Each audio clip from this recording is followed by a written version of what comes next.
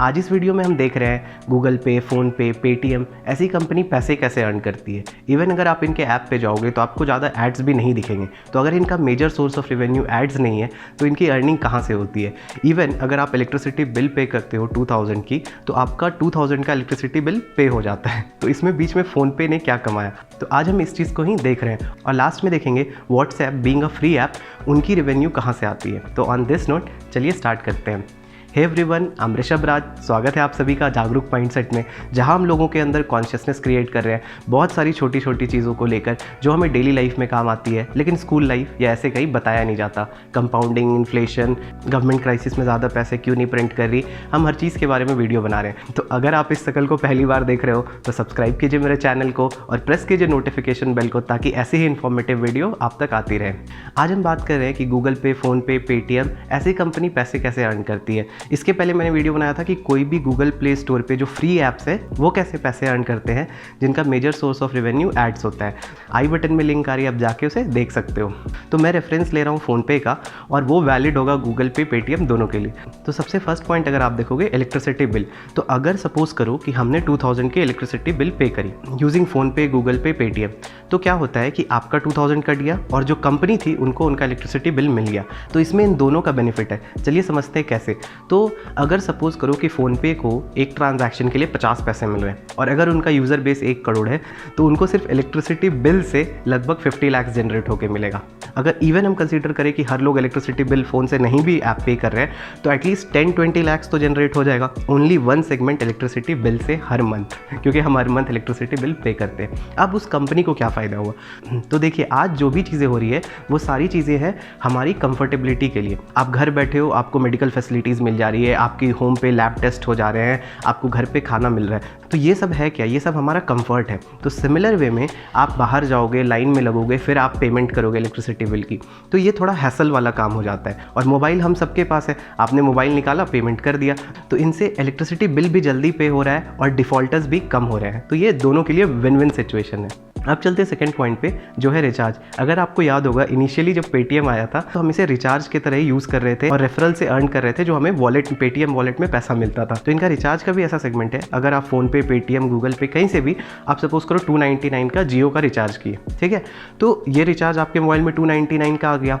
Again यहाँ पे इनको कुछ कट मिलता है, 1 रुपीज़, 2 रुपीज़, 3 रुपीज़ पर रिचार्ज, जिसका हमने ऑलरेडी अर्निंग मॉडल अभी देख लिया पहले वाले पॉइंट में। तो अब इसमें जियो को क्या बेनिफिट हुआ, तो आपको क्या लगता है ये जो 299 या 399 का रिचार्ज होता है ये 299 का ही होता है? ऑब्वियसली नहीं, ये शायद हो सकता है 50 रुपीज़ का होगा या 100 रुपीज़ का होगा, और बीच में जो मार्जिन होती है वो जियो या एयरटेल एज अ प्रॉफिट कमाते हैं, और ऐसे फ़ोनपे, गूगल के, पेटीएम जैसे ऐप को भी कुछ कट देते हैं। अब थर्ड बहुत इंपॉर्टेंट है, ये है पेमेंट गेटवे। जैसे आप गूगल पे और फ़ोनपे को पेमेंट गेटवे की तरह यूज़ करते हो, आप इन पे जाते हो और ट्रांजैक्शन करते हो, तो ये हमारे दिमाग में इतना ज़्यादा फीड हो गया है कि कहीं भी अगर हमें गूगल पे दिखता है या फ़ोनपे तो हम पहले उस पर जाना चाहते हैं। क्योंकि ओवर द टाइम हमें थोड़ा ट्रस्ट भी बिल्ड हो गया है। तो अगर आप अमेज़न, फ्लिपकार्ट, मिंत्रा कहीं से भी कुछ शॉप करते हो और आप चेकआउट करते हो, अगर आपको गूगल पे दिखा तो हम जनरली गूगल पे से पेमेंट कर देते हैं, अनलेस कि वो आपका मंथ एंड हो और अकाउंट में आपके बैलेंस नहीं है, then we go for credit card. अब हम इसमें हमारा फोर्थ पॉइंट आता है जो है कैशबैक। ये एक अलग ही टाइप का रेवेन्यू मॉडल है। इसमें स्टार्टिंग में कंपनीज अपना लॉस करवाती है। जैसे अगर आपको याद होगा जब गूगल पे आया था, हम उस टाइम पे कॉलेज में थे, तो वो तेज नाम से आया था, ठीक है। तो जब ये तेज ऐप था तो इसमें याद होगा कि जब भी हम किसी को 100 रुपये भेजते थे, 150 रुपये भेजते थे, तो हमें इसमें कैशबैक मिलता था, स्क्रैच वाला, और उसमें हमें उस टाइम लिटरली पैसा मिलता था। तो इसमें मेरे फ्रेंड्स ने इवन 600-800 तक उन्हें डायरेक्ट एक बार में कैशबैक मिला है। तो उस टाइम पे गूगल पे को कोई फ़ायदा नहीं हो रहा था। उस टाइम पे इवन वो लॉस कर रहे थे, लेकिन ओवर द टाइम उन्हें पता था कि उनका एक ऐसा कस्टमर बेस बन जाएगा जिससे फिर वो बाद में जो चाहे उस हिसाब से पैसे अर्न कर सकते हैं। तो ये कैशबैक का रेवेन्यू मॉडल स्टार्टिंग में गूगल पे ने, इवन पेटीएम ने अलग एस्पेक्ट में यूज़ किया है। ये कैशबैक एज सच इन्हें रेवेन्यू ला के नहीं देता है, बट इनके लिए एक अच्छा कस्टमर बेस बना देता है जो इसे जैसे चाहे यूज़ कर सकते हैं।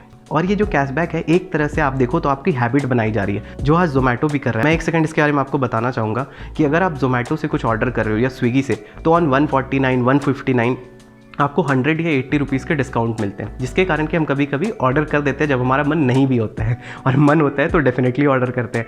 लेकिन आप देखना ओवर द टाइम ये जो ऑफर्स आ रहे हैं ये हट जाएंगे, बट फिर भी हम जोमेटो और स्विगी से ऑर्डर करेंगे। क्यों? क्योंकि फिर वो हमारे पार्ट ऑफ हैबिट हो चुका होगा, जैसे हम ब्रश करते हैं, नहाते हैं वैसे।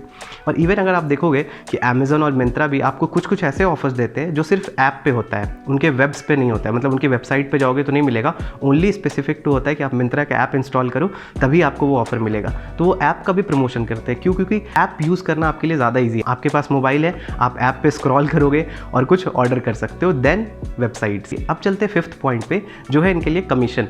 पहले आप देखोगे गूगल पे ये सब आपको डायरेक्ट कैशबैक देता था, लेकिन अब आपको वो अलग अलग कंपनी के गिफ्ट वाउचर्स देता है, लाइक डोमिनोज का, फ्लिपकार्ट का, लेंसकार्ट का, जो आप उनकी वेबसाइट्स पे जाके रिडीम कर सकते हो। तो ऐसे गिफ्ट वाउचर से भी इन्हें कुछ कमीशंस आता है। अब जो 6th पॉइंट है ये बहुत इंपॉर्टेंट है। इवन व्हाट्सएप और बहुत सारी बड़ी बड़ी जाइंट्स कंपनी का इससे रेवेन्यू आता है, जो है डेटा कलेक्शन का। ठीक है, तो ये क्या करते हैं, यूज़र का डेटा कलेक्शन करते हैं। तो ये हम समझते हैं कि एग्जांपल से, जैसे आपने फ़ोनपे यूज़ करते हो, ठीक है, तो आप फ़ोनपे से कोई ट्रांजैक्शन करा, तो फ़ोनपे के पास सारा डिटेल है कि आपने कितने की ट्रांजैक्शन करी, किसको करी, किस चीज़ के लिए करी, इवन हम कमेंट में लिखते हैं। और समटाइम्स फ़ोनपे के अंदर अलग अलग ऐप्स भी इंटीग्रेट है जो हम यूज़ करते हैं। तो फ़ोनपे के पास हमारा इतना सारा डेटा है। और फ़ोनपे कौन वो करता है? फ़ोनपे ओन करता है फ्लिपकार्ट, जो एक ई-कॉमर्स साइट है। Based on your transaction and data जो फ्लिपकार्ट को फ़ोनपे से मिलता है, ये इसको यूज़ करता है आपके लिए अलग अलग तरीके से ऐड दिखाने के लिए। तो यूज़र डेटा कलेक्शन जो है आज एक बहुत ही मेजर सोर्स ऑफ रेवेन्यू बना हुआ है बहुत सारी कंपनीज़ के लिए।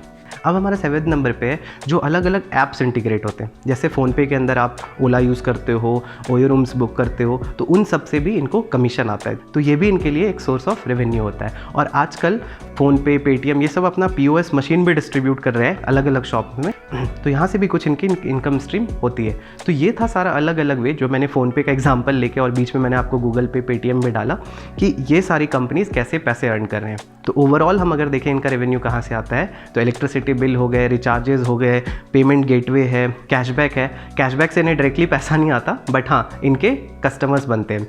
फिर कमीशंस है जो इन्हें अलग अलग गिफ्ट वाउचर के थ्रू मिलता है। फिर इनके अलग अलग ऐप्स इंटीग्रेशन से इन्हें पैसा मिलता है। फिर डेटा कलेक्शन से मिलता है, और POS मशीन के डिस्ट्रीब्यूशन से। इवन आप देखोगे आज इसमें बहुत सारे अलग अलग कॉन्सेप्ट भी इंटीग्रेट हो गए। जैसे पेटीएम ने अपना पूरा पेटीएम मॉल ले आया है, उसके अंदर आपको बहुत सारी चीज़ शॉप करने के लिए मिल जाएंगे। और स्पेशली हर साइट पे आपको ट्रैवल टिकट, फ्लाइट का, होटल बुकिंग, ये सब तो आपको मिलेंगे। तो इवन इंडिया में गोल्ड का बहुत ट्रेडिशन चलता है गोल्ड बाय करने का। उन्होंने पेटीएम पे गोल्ड की भी इंटीग्रेशन कर ली कि आप पेटीएम पे जाके डिजिटल गोल्ड बाय कर सकते हो।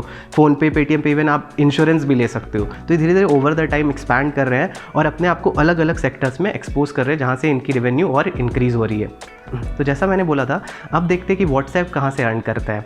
तो व्हाट्सएप तो बिल्कुल फ्री है, हमसे तो 1 रुपये चार्ज नहीं लिए जाते, और इवन आज तक कभी हमने व्हाट्सएप पे एड्स भी नहीं देखा। तो व्हाट्सएप की अर्निंग होती कहाँ से? एक चीज़ मैं आपको बता दूं कि फेसबुक ने व्हाट्सएप को $19 बिलियन में ख़रीदा था। तो अगर अब फेसबुक ने इतना पैसा इन्वेस्ट किया तो कहीं से तो पैसा अर्न करेंगे इससे।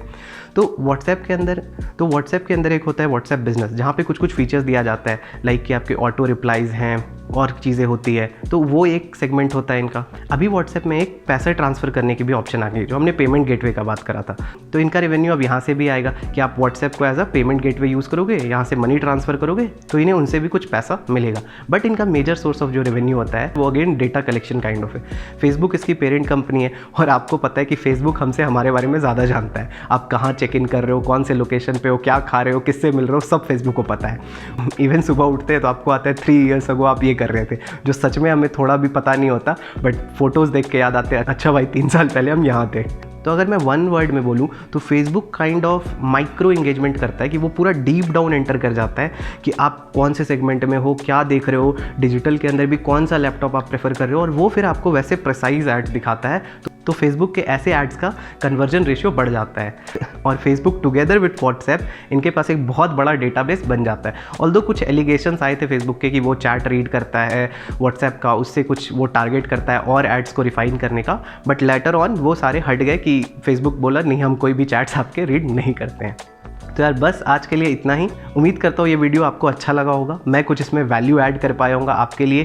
तो शेयर कीजिए ऐसे वीडियोस को हर किसी के साथ, फ्रेंड्स, फैमिली, कलीग्स, रिलेटिव, ताकि जो चीज़ से हम डेली एनकाउंटर करते हैं ऐसे ऐप से, सुबह आपको फेसबुक की नोटिफिकेशन आती है कि आप पिछले साल कहाँ से, इन सब की रेवेन्यू मॉडल को वो भी समझ सके। तो on this note that's it guys, मिलते हैं अगले वीडियो में। Till then take care, bye bye.